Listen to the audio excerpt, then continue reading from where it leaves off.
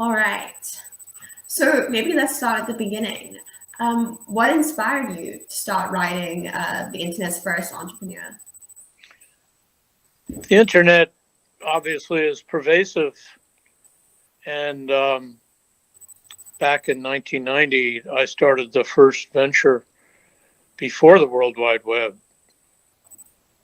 Uh, so I just thought it would be important, among other things, to relate in a history memoir uh, exactly how it was back in 1990 through 1995 or 6, when people were still doubting that the internet was here to stay or would amount to anything significant.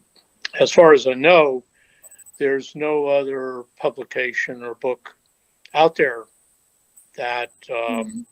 is written by anybody who was involved the way I was back in those days.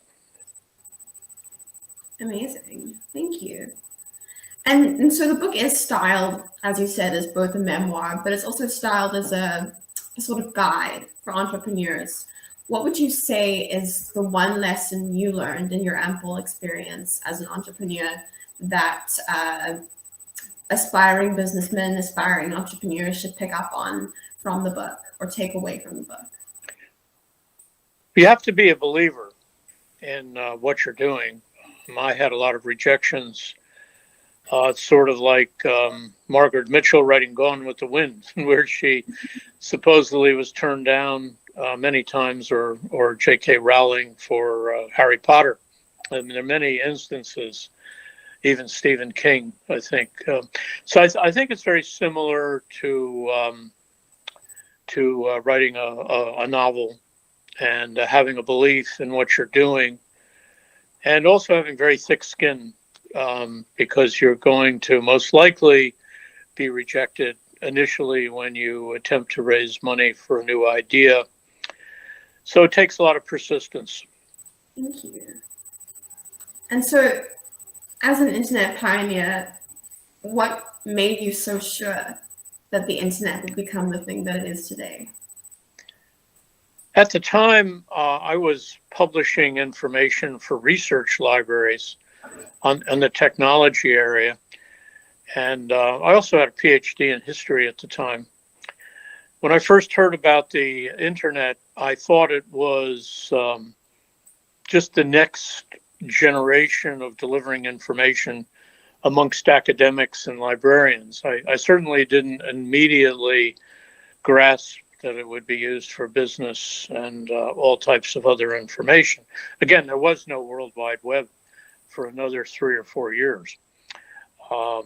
But I certainly saw for the delivery of information, it was very exciting and had great possibilities within the academic community. It took almost 3 years in covering that information at that time for me to understand and see that it was going to be much broader. Thank you.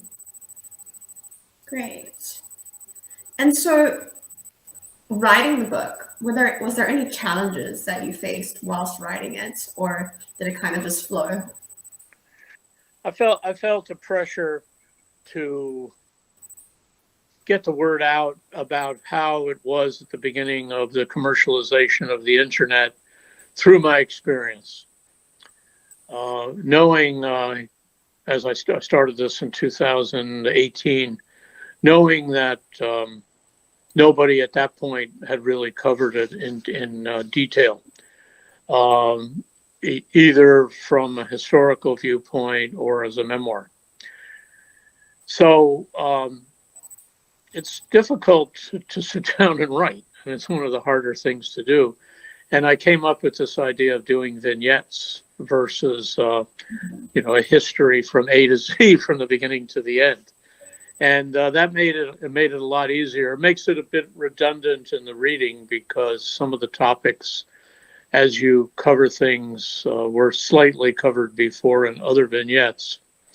But it was a difficult process, having the persistence to sit down and writing and editing, as you know, as a writer. Absolutely. But I really enjoyed how it was written. It being both a memoir, a guide, and also a text of history. So that was very interesting. Um, yeah, my two majors are English and history, so it was very much up my alley. So something I found interesting was you mentioned a lot of influential people and leaders in the novel. Sorry, in the book. And did you were you hesitant at all? Oh, no, not at all. I thought it obviously made it, very interesting. Um, my career has taken me in a lot of different directions. Um, so I thought some people would find it interesting beyond the topic of the start of the commercial internet. Absolutely, absolutely. And so, who do you think would benefit most from reading your book? Who would you say your target audience is? I think anybody who wants to be an entrepreneur, um, because I show all the pain that goes with being a successful entrepreneur. And also, I didn't achieve success for quite a long time.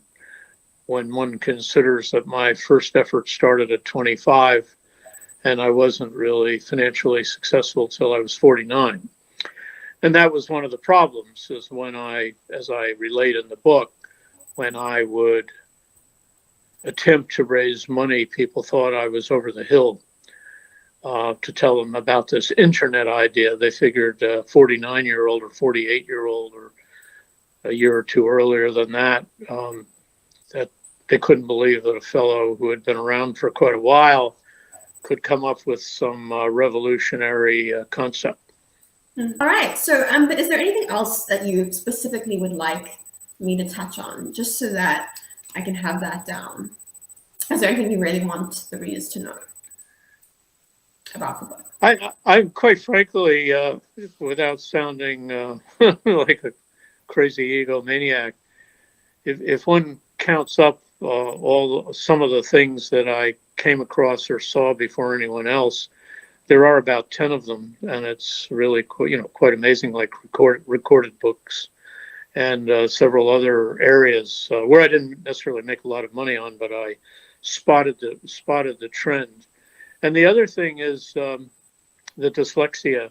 I don't know if you came across I did. my vignette on the dyslexia, but that's even to this day, as I understand, it took me a while before I knew that I had it. I still am quite amazed I was able to overcome, looking back at this roadblock in my way of the way my brain works. Especially writing a novel. I mean, here you are, having written the book. Thank you so much. Okay, thank you. Take care now. That's everything. You have a great day. You too. Bye-bye.